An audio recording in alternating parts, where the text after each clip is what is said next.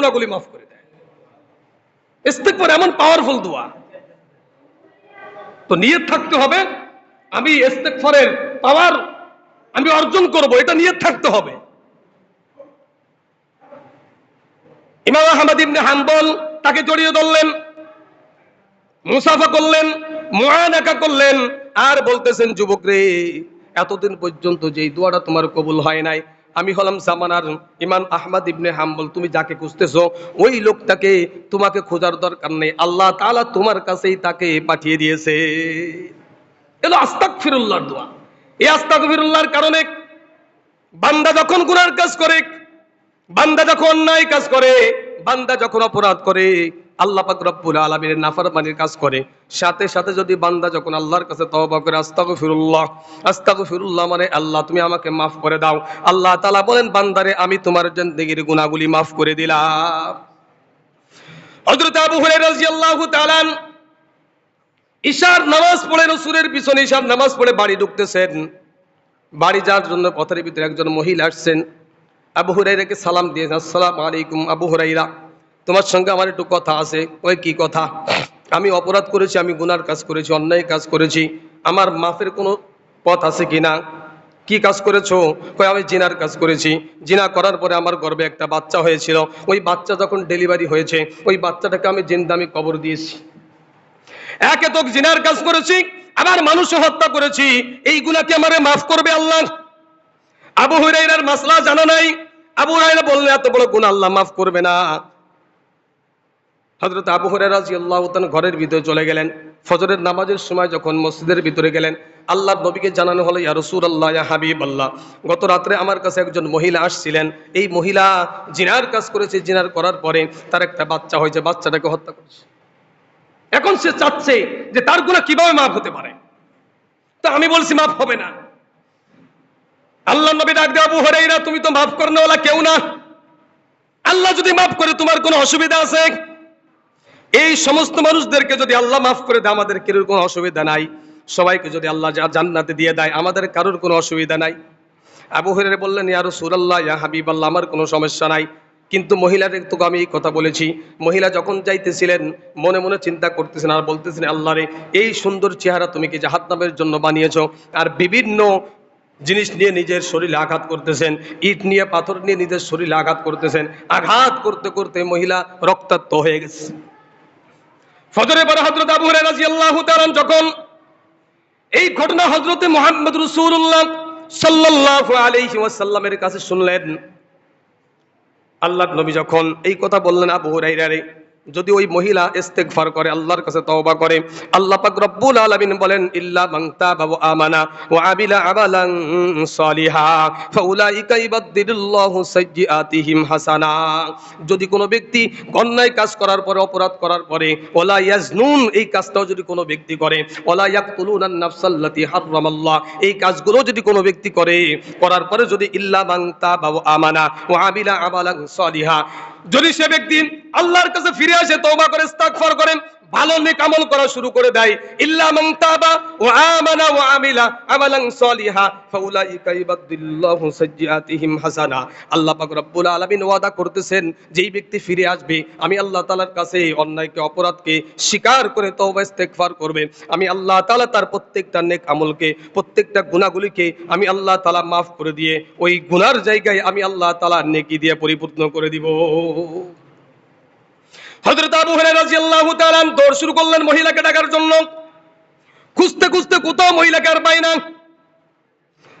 মদিনার পাশে একটা বাজার ছিল, বাজারে গেছে, বাজারে এলান করতেছে, গতকাল রাতে আমার কাছে একটা মাসআলা জানার জন্য একজন মহিলা গিয়েছিল, সেই মহিলাটা কোথায়? মহিলাকে খুঁজে আর পাওয়া যাচ্ছে না। হযরত আবু হুরায়রা রাদিয়াল্লাহু তাআলা দেখলেন জঙ্গলের পাশেই ওই মহিলাটা রক্তাক্ত অবস্থায় বেহুশ হয়ে পড়ে আছে। হযরত আবু হুরায়রা রাদিয়াল্লাহু তাআলা তিনি তার কাছে গেলেন, তাকে ডাকলেন, তাকে যখন সজাগ করলেন, তিনি যখন সুস্থ হলেন, তো হযরত আবু হুরায়রা রাদিয়াল্লাহু তাআলা বলতেছেন, মহিলারে, আল্লাহর নবী তোমার কথা শোনার পরে আল্লাহ পাক রব্বুল আলামিন তোমার জন্য আয়াতে কারিমা নাযিল করেছেন, ইল্লা মান তাবা ওয়া আমানা ওয়া আমিলা আমালান সালিহা ফাউলাইকা ইউবাদদিলুল্লাহু সাইয়্যাতিহিম হাসানা। তুমি যদি আল্লাহর কাছে ফিরে আসো, আল্লাহর কাছে তওবা করো, ইস্তেগফার করো, গুনার জন্য লজ্জিত হও, আল্লাহ তাআলা তোমার সমস্ত গুনাহগুলিকে নেকি দ্বারা পরিবর্তন করে দিবে। মহিলা সিজদায় পড়ে কাঁদতে শুরু করল, রব্বুল আলামিন আমার মতন পাপিষ্ঠর জন্য তুমি যে তওবার দরজা খুলে রেখেছো, ইস্তেগফারের দরজা খুলেছো, রব্বুল আলামিন তোমার জন্য তোমার কাছে আমি হাজার শুকরিয়া করি, কিন্তু আমি তো তোমাকে কোনো কিছু দেওয়ার মতন কোনো কিছু নাই। আবু হুরায়রাকে সাক্ষী রেখে আমি আমার পিতার কাছ থেকে পরের সূত্রে একটা বাগান পেয়েছিলাম, খেজুরের বাগান। আমি আবু হুরায়রাকে সাক্ষী রেখে আমি ঘোষণা করলাম, ওই খেজুরের বাগানটা আমি আল্লাহর রাস্তায় দান করে দিলাম।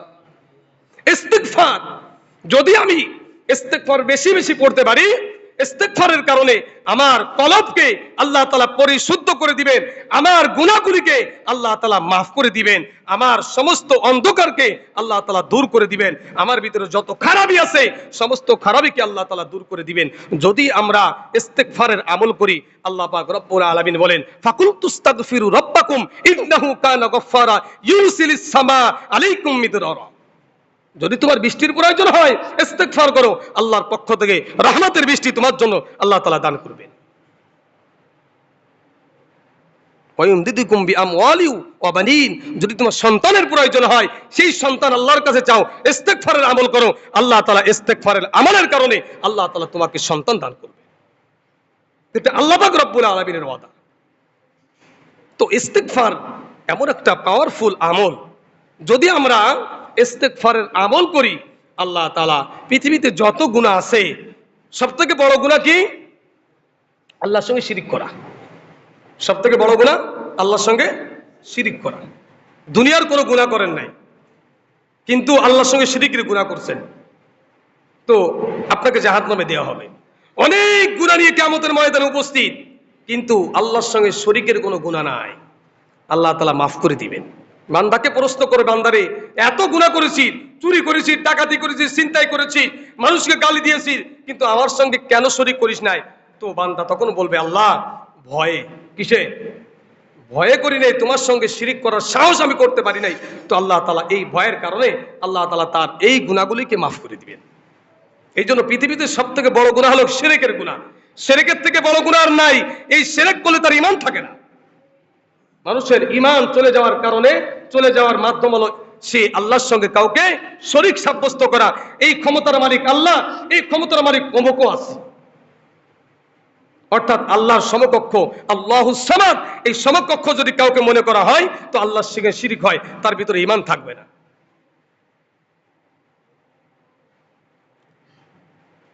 তো আল্লাহর পরে হলো, আল্লাহর এই শিরিকের গুনার পরে আর শিরিকের গুনাহ হলো সব থেকে বড় গুনাহ। এর থেকে ছোট গুনাহ হলো পিতামাতাকে কষ্ট দেওয়া, পিতামাতার সঙ্গে খারাপ আচরণ করা, অসৎ ব্যবহার করা। ওয়াকাযা রাব্বুকা আল্লা তা'বুদু ইল্লা ইয়্যাহু ওয়া বিল ওয়ালিদাইনি ইহসানা।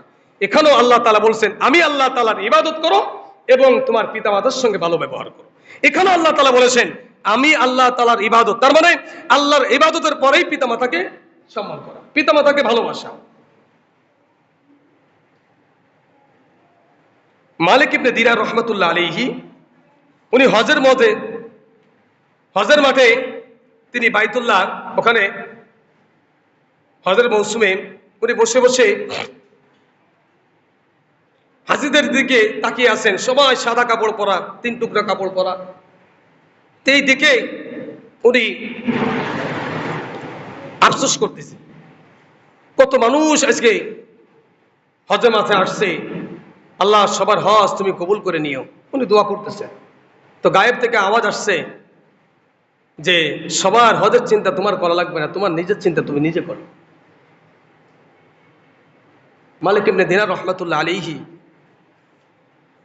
তো উনি ওই বাইতুল্লাহর পাশে উনি ঘুমিয়ে আছেন। তো রাত্রে স্বপ্ন দেখছে সবার হজ কবুল হয়েছে, একটা লোকের হজ কবুল হয় নাই। এই লোকটার বাড়ি হলো বাগদাদে, নাম ইমাম ইবনুল জাওজি রাহিমাহুল্লাহ তাআলা। ইমাম ইবনুল জাওজি রাহিমাহুল্লাহ তাআলা তার কিতাবের ভিতরে এই ঘটনাটা বর্ণনা করেছেন। ইমাম মালিক ইবনে দিনার রহমাতুল্লাহ আলাইহি ওই হজের মাঠে ছিলেন, হজ কবুল হয় নাই। মুহাম্মদ ইবনে হারুন রাহিমাহুল্লাহ তাআলা তিনি জামানার একজন বুজুর্গ মানুষ ছিলেন। মুহাম্মদ ইবনে হারুন তিনি বাগদাদের তাবুতের ভিতরে ওই সময় তাবুর ভিতরে আছেন হজের মাঠে, মানে হজের মৌসুম, হজের এসে গেছে। মালিক ইবনে দিনার রহমাতুল্লাহ আলাইহি উনি স্বপ্নের মাধ্যমে দেখলেন সবার হজ কবুল হয়েছে, মুহাম্মদ ইবনে হারুনের হজ কবুল হয় নাই। তো উনি খুঁজতে খুঁজতে ওই তাবুর কাছে গেলেন, তাবুর কাছে যে বলতেছেন তোমাদের ভিতরে হারুন কে? তাবুর যত লোক আছে সবাই বলতেছে লোকটা অনেক ভালো, 50 বছর পর্যন্ত রাতে ঘুমায় না, তাহাজ্জুদ নামাজ পড়ে,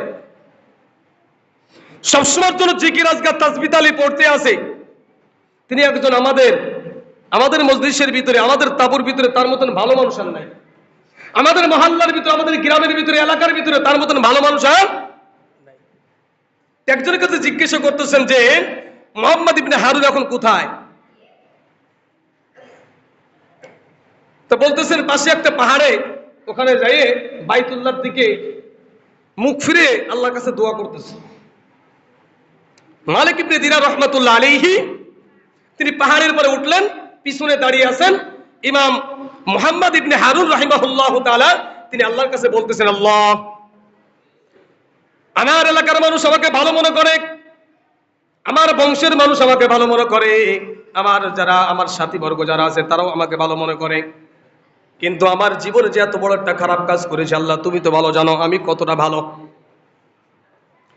আমার জীবনে একটা অপরাধ করেছি, এই অপরাধের কারণে আমার বাম হাতটা আমি ভেঙে ফেলে দিয়েছি, তারপরও নিজের কাছে আমি অপরাধী মনে করতেছি, আল্লাহ তুমি আমাকে মাফ করে দাও।